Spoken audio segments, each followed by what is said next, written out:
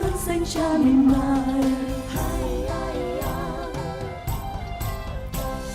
Lời đôi của Chúa trời, lời đôi của Chúa Kitô rơi vào bi đông lòng chờ ra, rơi vào bi đông xóa bình ngơi.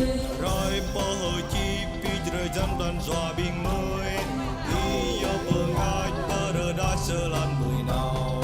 Rồi bờ cam ngơi bờ hồ điệp mơ ạc mơ ai, rồi bờ ngai bờ nút bờ noa cùng bờ.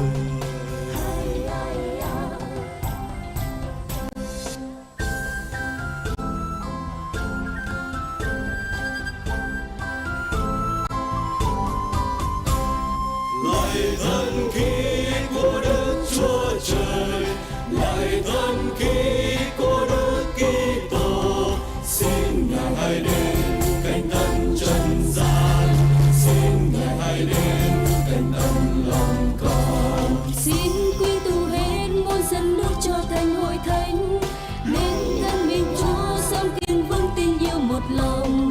Xin đến thêm dưỡng cho con sống chân nhân luôn mãi, đi khắp mọi nơi giao truyền Chúa Giêsu tuyệt vời.